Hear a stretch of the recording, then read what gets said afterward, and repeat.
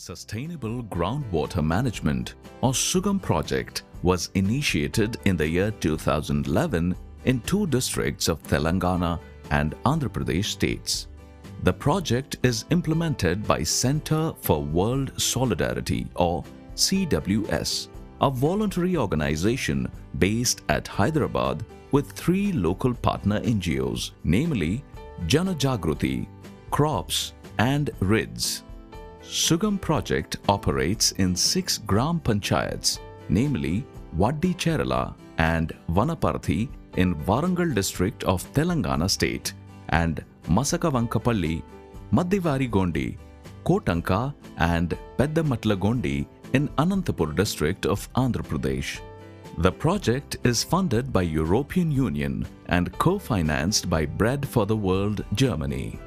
SUGAM project covers 11 villages with 3,317 families and around 12,000 population. Anantapur is a drought-prone district with an average annual rainfall of 520 millimeters. Warangal district has an average annual rainfall of 994 millimeters. A major portion of land in the project area is rain-fed and drought is a common phenomenon. Due to overexploitation of groundwater through deep bore wells, water table has gone down alarmingly. Majority of irrigation bore wells yield very less water or totally dry due to lack of efforts for rainwater recharge. Many farmers are unable to provide life-saving irrigation in critical conditions of their crops. Most of the open wells have dried up decades ago. Tanks have accumulated silt and hence the water storage capacity is reduced drastically.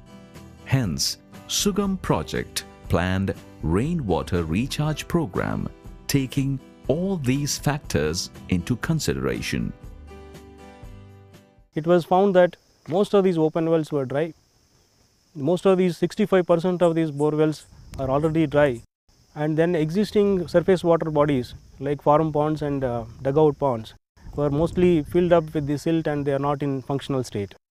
So the project thought that if all these water bodies and water infrastructure is renovated again, then there will be a lot of surface water conservation, storage, groundwater recharge and rejuvenation of all these groundwater sources can be taken place. Project supported all the farmers, especially the small farmers who is already having farm ponds, a dried up or open well, to come forward, put some money, provided a partial support from the project to renovate all these structures and then to make them functional. Desilting tanks. Large tanks built centuries ago were the lifeline of the villages.